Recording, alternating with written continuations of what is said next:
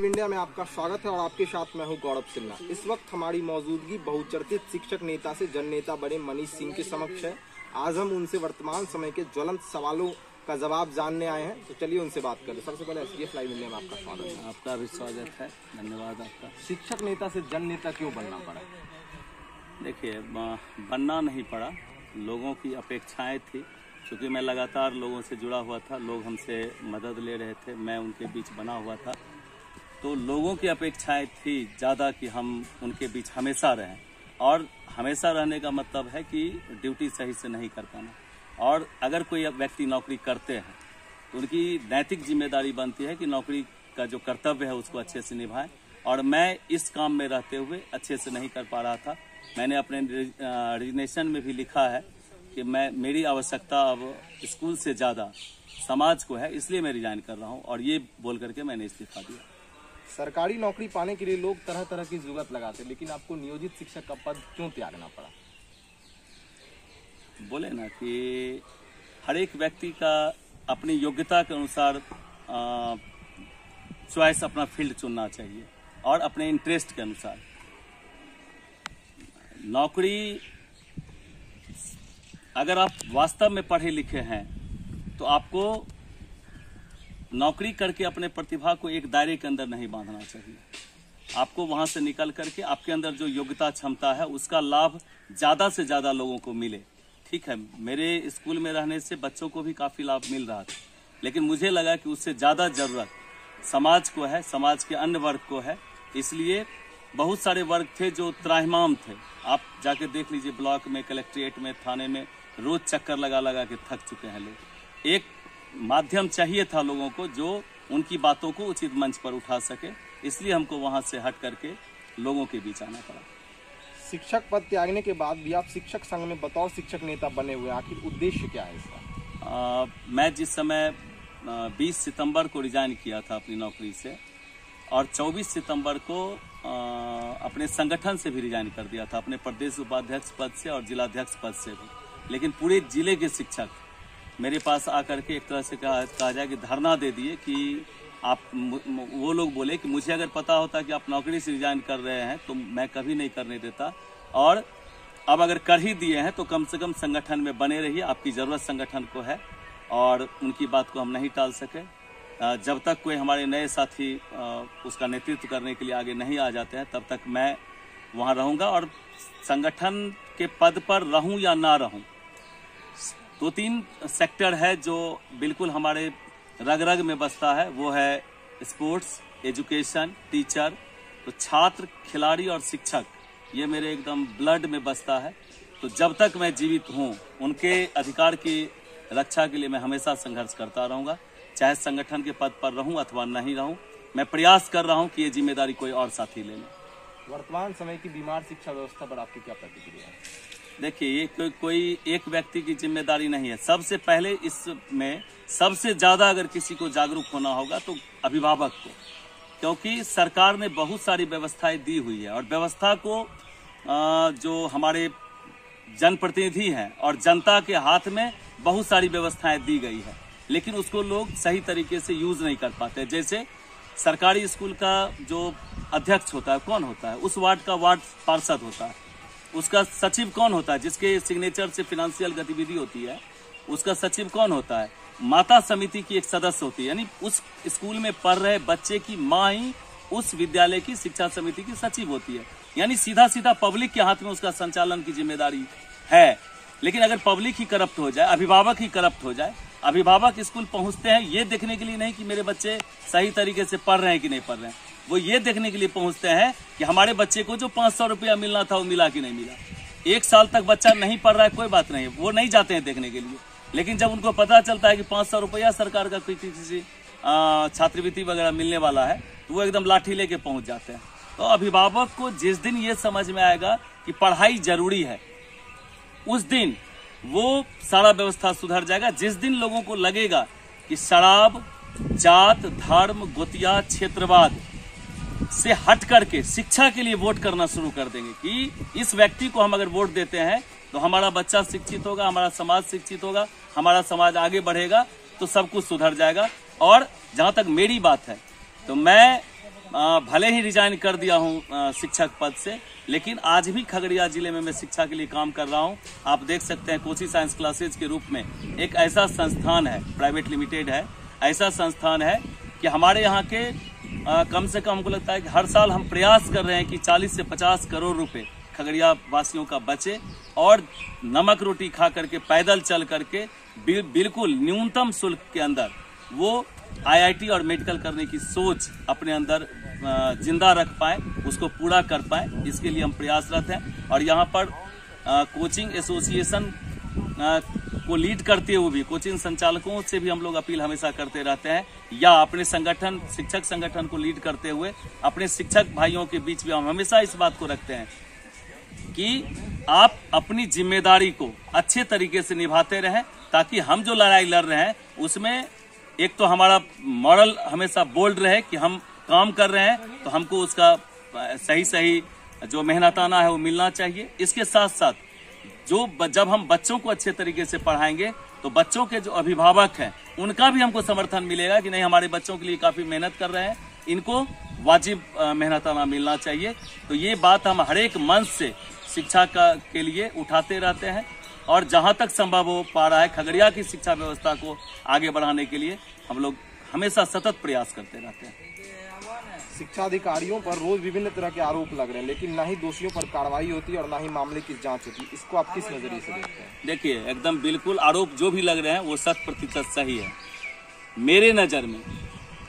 सबका सब नहीं कह सकते हैं, लेकिन अधिकतम भ्रष्ट से भी भ्रष्टतम अधिकारी यहाँ बैठे हुए हैं। खास तौर से अगर आप जिला शिक्षा पदाधिकारी की बात करें या उस स्तर के जो पदाधिकारी हैं उनकी बात करें, तो एकदम भ्रष्ट से भी भ्रष्टतम है। वो जब जांच करने के लिए जाते हैं, वो जब कहीं पर किसी शिक्षक को शोकॉज करते हैं, उनका उद्देश्य शिक्षा व्यवस्था को या स्कूल की व्यवस्था को सुधारना नहीं होता है। उनका उद्देश्य होता है कि उनका ज्यादा से ज्यादा दोहन कैसे किया जा सके। और जितने दलाल टाइप लोग हैं, अभी आप चले जाइए ना, अभी दोपहर है, स्कूल में छुट्टी है, शिक्षकों को या बहुत सारे लोगों को घर में रहना चाहिए। सरकार का भी अपील है कि लोग घर में रहें, लेकिन आप चले जाइए, दलाल उनके इर्द गिर्द घूम रहे होंगे। शोकॉज किया जाता है और शोकॉज का से छुट्टी दिलवाने के लिए, फ्री करवाने के लिए दलाल तुरंत संबंधित शिक्षक के पास पहुंचते हैं। वहां पर विधि व्यवस्था सही से चले, इसकी थोड़ी भी चिंता नहीं है पदाधिकारियों को। और किसको कहिएगा, अगर हम शिक्षा विभाग के अधिकारी को की शिकायत ऊपर करते हैं, ऊपर के भी पदाधिकारी वैसे ही मिलते हैं। वो भी कहीं न कहीं मुझको लगता है कि सारा चेन बना हुआ है, स्कूल से लेकर के मंत्रालय तक एक सीरीज में बंधे हुए हैं और सब लोग एक दूसरे से पैसा लेते हैं, उसका दोहन करते हैं और उसके बदले में उसको प्रोटेक्ट करते हैं गलत चीज को, जिसके चलते ये सारा शिक्षा व्यवस्था चौपट हो रहा है। खगड़िया की बेपटरी हो चुकी शिक्षा व्यवस्था को पटरी पर लाने के लिए क्या क्या करना चाहिए? सबसे पहले तो अभिभावक को जागरूक होना चाहिए। अभिभावक को शिक्षकों के साथ जुड़ना चाहिए, जुड़ करके कि शिक्षकों से पूछना चाहिए कि भाई आपकी क्या समस्या, अगर कोई समस्या है तो बताइए, मैं करूँ। मैं अभी कई विद्यालयों में गया, वहां पर लोगों को बुला करके बोला कि आपके बच्चे, अगर एक ही वही अभिभावक अगर अपने बच्चे को किसी प्राइवेट स्कूल में भेजते हैं तो सुबह सुबह समय से पहले उसको पूरा ड्रेसअप करके, सजा धजा करके, टिफिन लेके, बैग लेकर के स्कूल के गेट तक छोड़ते हैं, फिर वहां से लाने जाते हैं। लेकिन उससे प्राइवेट स्कूलों से अच्छे शिक्षक अभी सरकारी विद्यालय में आज भी हैं, लेकिन वहां पर लोगों के दिमाग में सेट कर गया है कि ये सरकारी विद्यालय है। अगर उसी प्रकार से, जिस प्रकार से प्राइवेट स्कूल में बच्चों को छोड़ने जाते हैं, वहां छोड़ने जाएं और शिक्षकों के साथ एक आदर भाव से बात करें, अपनी समस्या को रखें, उनकी समस्या को सुने, तो सुधार का सबसे बड़ा उपाय ये हो सकता है। इसके अलावे अगर शिक्षकों के ऊपर कोई दोष आता है तो उसको उस पर कड़ी से कड़ी कार्रवाई हो, लेकिन उसके साथ साथ पदाधिकारी जो यहाँ बैठे हुए हैं उनके सही संचालन के लिए उनके अंदर भी अगर दोष कोई पाया जाता है, उन पर कोई आरोप लगता है, उनकी गहन जांच होनी चाहिए और उस पर कड़ी से कड़ी कार्रवाई होनी चाहिए। लेकिन ये संभव नहीं दिख रहा है, क्योंकि पदाधिकारी के ऊपर के जो पदाधिकारी है उनसे भी ज्यादा भ्रष्ट है। जो अपने आप को नेता कहते हैं वो उनसे भी ज्यादा भ्रष्ट है। वो उनकी दलाली करते हैं। जो जनप्रतिनिधि, जो जिनको जनता की आवाज बननी चाहिए, वो पदाधिकारी की दलाली करने के लिए बैठे हुए हैं। तो निकट भविष्य में इसका सुधार संभव नहीं लग रहा है। संभव एक ही शर्त पर होगा कि गार्जियन जब जागरूक हो जाएंगे तो हर चीज सुधर जाएगा। खगड़िया नगर परिषद क्षेत्र की किन किन समस्याओं का आप लोग समाधान करना चाह रहे हैं और वर्तमान नगर परिषद अध्यक्ष अर्चना कुमारी से समाधान हो नहीं रहा है? ऐसा नहीं है कि हो नहीं रहा है। देखिए, जो चीज़ 15 साल 20 साल में बेपटरी हो गया है, वो सारा का सारे के सारे लोग उसी ट्रैक पर चलना चाहते हैं। रोज स्ट्रगल करना पड़ रहा है। आप विश्वास रखिए कि ऑफिस के अंदर एक एक काम के लिए, अगर किसी पब्लिक का कोई काम आता है, उस काम को करवाने के लिए अपने ही अंदर के कर्मचारियों को 10-10 बार कहना पड़ता है। डायरेक्ट उस पर कोई कार्रवाई नहीं की जा सकती है। अगर कार्रवाई की भी जा सकती है तो फिर रीबहाली का या नियोजन का कोई व्यवस्था नगर परिषद को नहीं दिया गया है। उतने कर्मचारी से काम लेना है तो डांट के डपट के उसको पटरी पर लाने का प्रयास किया जा रहा है। और अभी तो एग्जीक्यूटिव को आए हुए, ठीक है, शपथ ग्रहण हुए 4 महीना हो गया, 5 महीना हो गया, लेकिन एग्जीक्यूटिव साहब को आए हुए मात्र 1.5 महीना हुआ है। और 1.5 महीने में बहुत सारा क्षेत्र में काम देखे होंगे कि नाला भी बनना शुरू हो गया है, या साफ सफाई में अभी जो हमारे विस्तारित क्षेत्र का जो टेंडर लिया था उसकी साफ सफाई की व्यवस्था सही नहीं थी, उसका टेंडर कैंसिल किया गया है। बाजार में भी जो एनजीओ है उसका भी काम करने का सही तरीका नहीं है, उसके भी बहुत सारी शिकायत आ रहे हैं, उस पर भी कार्रवाई की जाएगी और नया तरीके से सिरे से टेंडर होगा। और जब नए लोग आएंगे हो सकता है कि उनसे हम इनसे बेहतर काम हम लोग हो नहीं सकता है, एकदम लेंगे ही लेंगे, क्योंकि जहां लगता है कि इससे नहीं हो पा रहा है उसको हम लोग बदलने का भी काम कर रहे हैं। रोज मेहनत किया जा रहा है, लेकिन है क्या कि एक आदमी अगर प्रयास कर रहा है पॉजिटिव और 4 आदमी निगेटिव कर रहा है तो थोड़ा रफ्तार धीरे होगा, वो धीरे धीरे दिखेगा। एक पटरी पर जब आएगा तो गाड़ी स्पीड पकड़ लेगी और फिर सारा चीज दिखने लगेगा। दूसरा क्या है कि अभी बहुत सारा फंड का भी अभाव है। यहाँ से बजट गया हुआ है, जैसे ही वहां से फंड आएगा तो उस पर काम होगा। विस्तारित क्षेत्र में आप देख रहे हैं कि इतना बड़ा आबादी वाला क्षेत्र जुड़ा है, तो उसका सारी समस्याओं को कलेक्ट किया जा चुका है। अब उसको उसके समाधान के लिए जो सरकार का फंड होना चाहिए और हमारा प्रयास तो एकदम 100% लगा हुआ है, लेकिन वहाँ पर बहुत सारे फंड की आवश्यकता होगी जिसका हम लोगों को इंतजार है। ऐसा नहीं है कि नहीं हो पा रहा, बहुत चीज बदलता हुआ दिख रहा है, लेकिन थोड़ा वक्त आप दीजिए हमको। खगड़िया के स्टेशन रोड की सूरत को संवारने की तमाम कोशिशें विफल क्यों हो जा रही है? अभी तक तो हमको जैसा लग रहा था कि राजनीतिक लड़ाई के कारण विधायक, सांसद, पूर्व के चेयरमैन, इन लोगों का आपसी क्रेडिट लेने के लिए हो या और वजह हो, उसके वजह से उसमें बाधाएं हो रही थी। लेकिन अभी हम लोग एकदम डायरेक्ट सारे जो ऊपर के जनप्रतिनिधि हैं, सांसद महोदय हैं, उनको भी हम लोग कई बार बोले।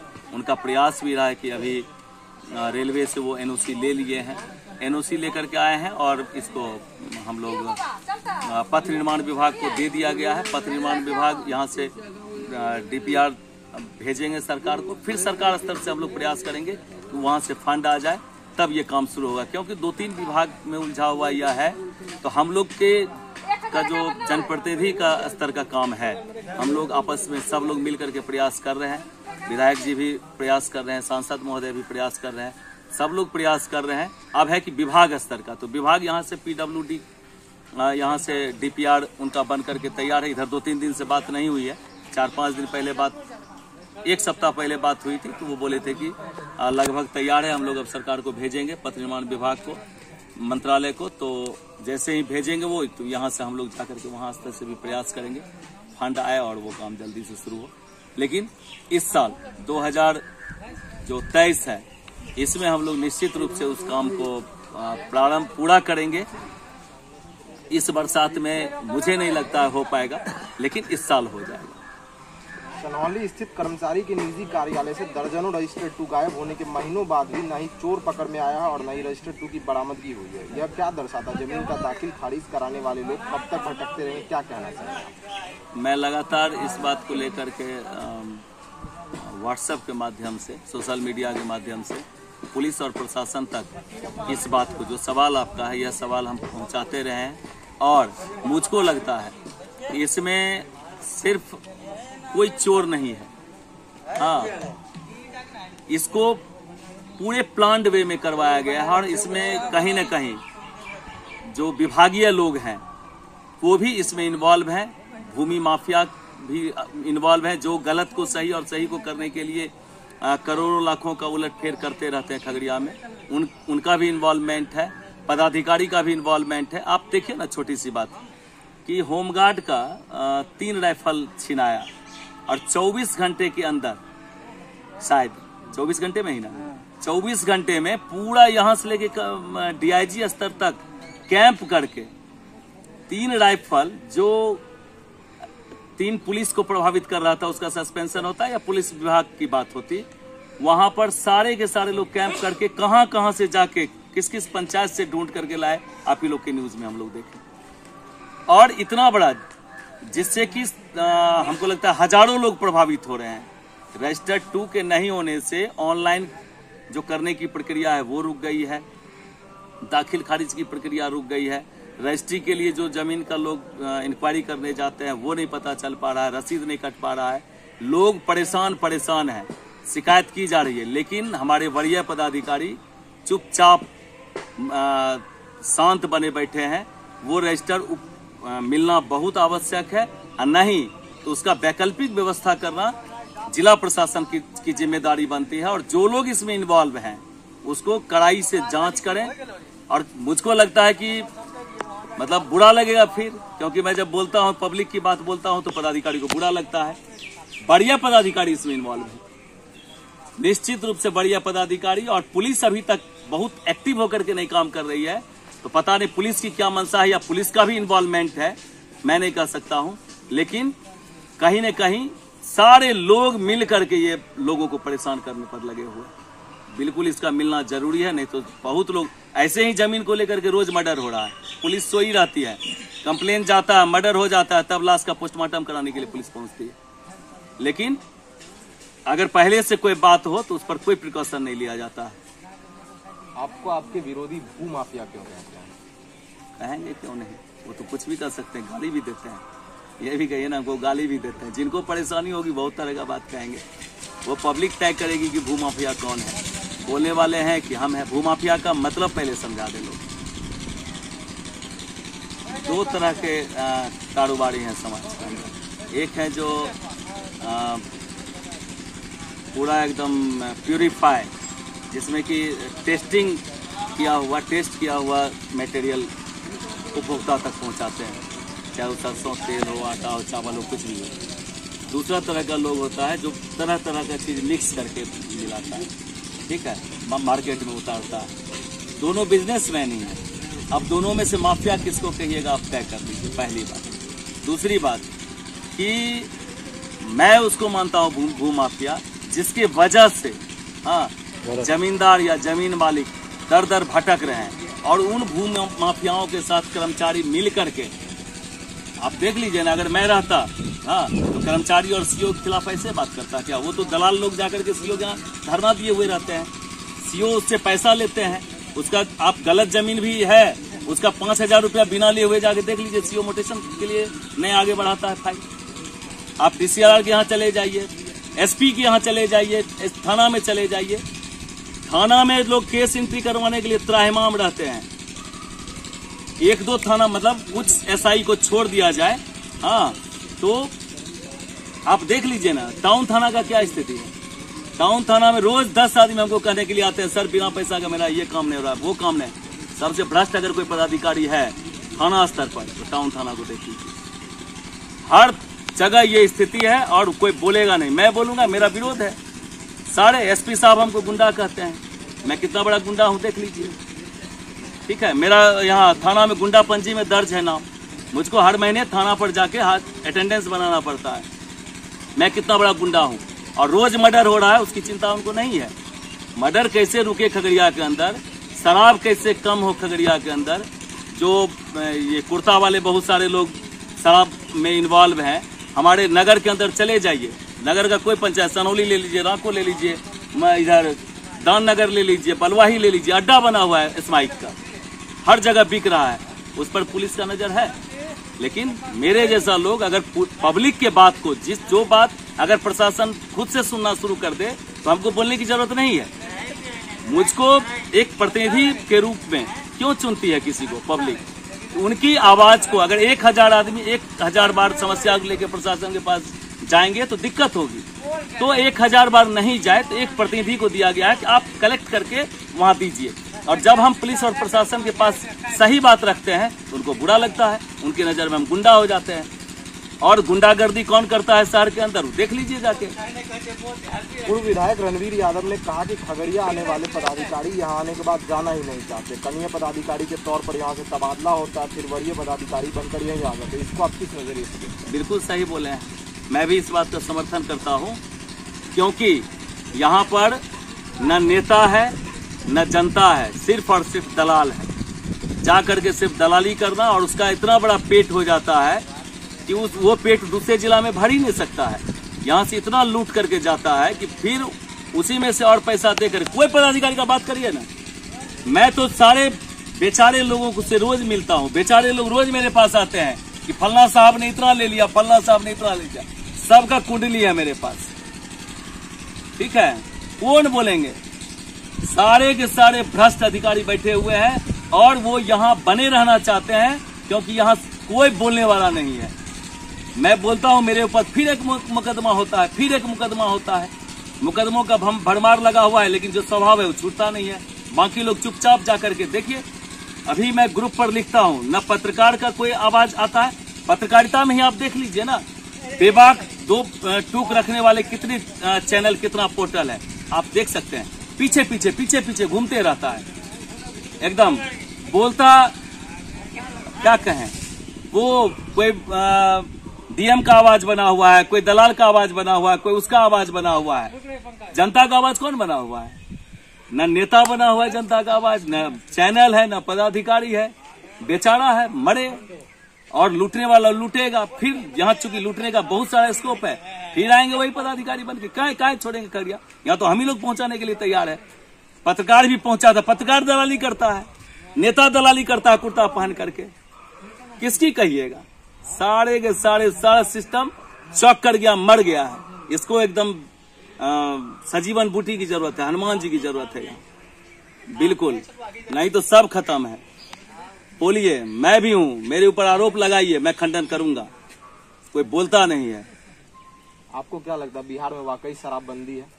कहाँ है? अभी चाहिए क्या? हमको तो नहीं देगा, जानता है कि पकड़वा देगा, लेकिन जो पीता है उसको 5 मिनट में सर्विस है। पहले से ज्यादा बंदी कहाँ, पहले से ज्यादा। अभी हम काठमांडू गए हुए थे, वहां जैसे किराना दुकान पर मिलता है ना, किराना दुकान पर जैसे चॉकलेट बिस्कुट और तेल बिकता है, सरसों तेल वहां पर बिकता है, तो वो तो दुकान में बिकता है। हाँ, वहां से भी आसान यहाँ है, घर घर में बिकता है। तो ये सब कुछ नहीं है, और इसमें सारा का सारा एकदम पुलिस इन्वॉल्व है उसका खेप उतरवाने में। खास करके मैं टाउन थाना की बात करता हूँ, एकदम डंके की चोट पर। कि टाउन थाना में सबसे, पूरे जिला का अगर सबसे बड़ा माफिया कोई शराब का बैठा हुआ है तो कई माफिया बैठे हुए हैं, और उसका सबका सरदार और बचाने वाला टाउन थाना प्रभारी है। उसके वजह से खगड़िया में एकदम शराब और ये जो स्माइक का समझिए घर घर पहुंच रहा है, उसका सबसे बड़ा माध्यम टाउन थाना प्रभारी है। चलते चलते अंतिम सवाल यह कि पूर्ण शराबबंदी के बाद भी खगड़िया नगर परिषद क्षेत्र में शराब की कौन का स्मैक, प्रतिबंधित कप सिरप सहित अन्य मादक पदार्थों का बाजार सज रहा है। यहाँ के ननिहाल गर्त में समा रहे हैं। इस पर नियंत्रण पाने के लिए आप लोग क्या योजना है? हम लोग कुछ नहीं कर सकते हैं, हम लोग कुछ भी करते। मैंने अपने घोषणा पत्र में लिखा था चुनाव के दौरान कि यहाँ पर पूर्ण शराबबंदी होगी खगड़िया नगर के अंदर, और इसके लिए हम लोग पुलिस के साथ मिलकर काम करेंगे। हाँ, लेकिन अभी देख लीजिए पूरे जो देसी शराब है उसका खान है हमारा मथुरापुर पंचायत का एरिया। उसी प्रकार से जो होलसेल है वो नगर परिषद है, और नगर परिषद का मैं पहले ही बोला कि टाउन थाना इसमें पूरे उसका संरक्षक है। टाउन थाना के वजह से हमारे टाउन के घर घर में, और हम लोग कुछ नहीं कर पाएंगे। 2 ही उपाय है ना, या तो लोग को जागरूक करके, जागरूक करने का हम काम कर रहे हैं, लेकिन जो एडिक्ट हो गया है उसको अगर मिलेगा तो पिएगा, वो समझने के लिए तैयार नहीं होगा। उसको रोकने के लिए पुलिस का डंडा चाहिए, ईमानदार पुलिस ऑफिसर चाहिए। आप चले जाइए टाउन थाना में, कोई काम होता है उसके लिए 5,000 से लेकर के लाख 2-2 लाख रुपए तक लिया जाता है। और क्यों लिया जाता है? क्योंकि बढ़िया पदाधिकारी के साथ मिलकर के उनका संरक्षण प्राप्त है।